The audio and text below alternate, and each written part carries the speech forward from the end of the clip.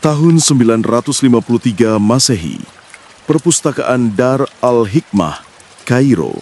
Suara gemerisik kertas papirus bercampur dengan desahan frustrasi para penyalin naskah. Di sudut ruangan yang remang-remang, tetesan tinta hitam mengotori manuskrip berharga yang telah dikerjakan selama berminggu-minggu. Inilah realitas pahit dunia literasi abad ke-10. Setiap huruf yang tertulis adalah sebuah perjuangan. Setiap kata adalah hasil dari tarian canggung antara pena bulu, tinta, dan gravitasi yang tidak kenal ampun. Di Eropa, para monk di biara-biara menghabiskan 6-8 jam sehari hanya untuk menyalin satu halaman kitab suci.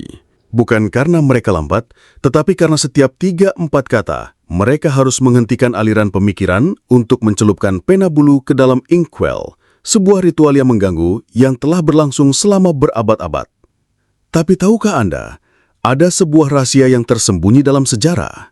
Rahasia tentang bagaimana sebuah keluhan sederhana dari seorang penguasa bisa mengubah peradaban manusia selamanya. Khalifah Al-Mu'izz Din Allah bukan hanya seorang penguasa, tetapi juga seorang intelektual yang gemar menulis. Setiap pagi, ia menghabiskan waktu untuk menuliskan pemikirannya, surat-surat diplomatik, dan puisi-puisi yang menginspirasi rakyatnya.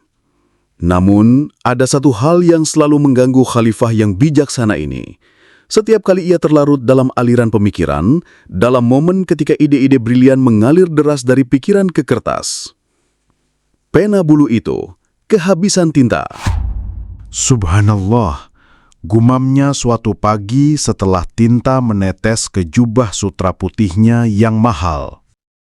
Mengapa kita yang telah menciptakan aljabar, yang telah memetakan bintang-bintang, masih terjebak dengan alat tulis yang primitif ini?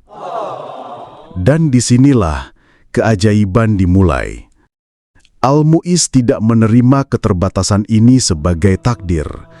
Ia memanggil para muhandis, para insinyur istana, para ahli kimia, dan pengrajin terbaik di kerajaannya. "Aku menantang kalian," kata Al-Mu'izz dengan mata berbinar, "buatlah pena yang tidak perlu dicelupkan, pena yang membawa tintanya sendiri seperti mata air yang tidak pernah kering."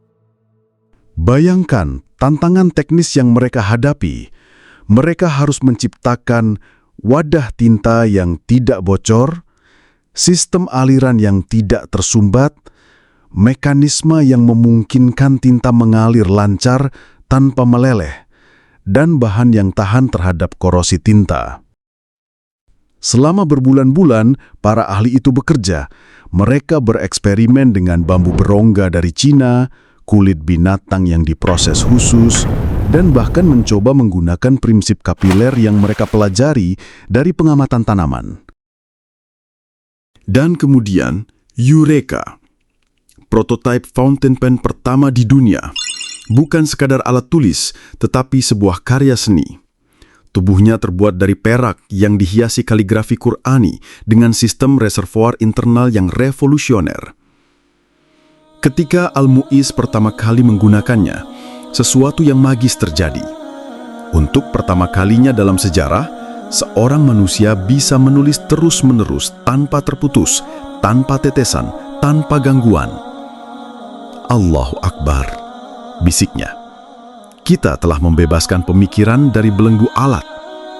Tapi ini bukan hanya tentang efisiensi teknis. Dalam filosofi Islam, kebersihan adalah sebagian dari iman. Wudu sebelum sholat, bersih dari najis, suci dalam segala aspek kehidupan. Fountain pen ini mewujudkan nilai-nilai tersebut dalam bentuk yang paling praktis. Tidak ada lagi tangan yang kotor tinta saat menulis Quran. Tidak ada lagi noda yang mengotori manuskrip suci. Kebersihan dan spiritualitas bersatu dalam satu inovasi sederhana. Ironis bukan? Sementara di Eropa, Johannes Gutenberg baru akan menemukan mesin cetak 500 tahun kemudian. Peradaban Islam sudah terlebih dahulu merevolusi cara manusia berinteraksi dengan tinta dan kertas. Ketika fountain pen akhirnya ditemukan kembali di Eropa pada abad ke-19, para inventor barat tidak menyadari bahwa mereka sebenarnya sedang mengikuti jejak seorang khalifah Mesir yang hidup 1000 tahun sebelumnya. Louis Waterman, yang sering disebut sebagai Bapak Fountain Pen modern tahun 1884, sebenarnya adalah pewaris dari warisan intelektual yang telah berusia 9 abad. Dan mungkin inilah yang paling menarik dari kisah ini. Al-Mu'iz tidak menciptakan fountain pen untuk keuntungan komersial. Ia melakukannya karena keyakinan mendalam bahwa kehidupan harus dipermudah, bahwa teknologi harus melayani kemanusiaan, bukan sebaliknya. Dalam setiap goresan tinta yang lancar dari fountain pen modern, mengalir juga DNA inovasi seorang khalifah yang percaya bahwa detail-detail kecil dalam hidup layak untuk diperbaiki.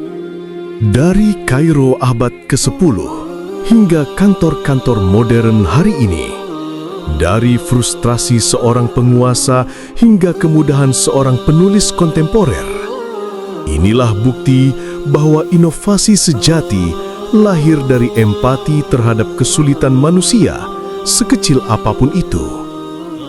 Dan setiap kali Anda mengambil pena untuk menulis, ingatlah, Anda sedang melanjutkan warisan seorang khalifah yang bermimpi tentang dunia di mana pemikiran bisa mengalir sebebas-bebasnya tanpa terhalang oleh keterbatasan alat. Wa fawqa kulli dhi ilmin alim. Dan di atas setiap orang yang berilmu, ada yang maha mengetahui. Kadang-kadang revolusi terbesar dimulai dari keluhan terkecil. Dan terkadang masa depan ditulis dengan pena yang diciptakan di masa lalu.